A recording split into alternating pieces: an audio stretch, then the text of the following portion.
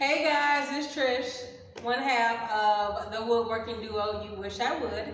Today we have for you guys a wood wall that we built. We call it a slotted wood wall because it's slats of wood that you put into slots to build a big wall for events. So we're going to show you today just how you put that together for your backdrop for events. I already put in the first board, and I'm going to screw nails into the sides. You want to put nails like on the bottom board and on the top board, which is what you'll see me do when I get to the top. And the purpose of that is to make sure that they are secure.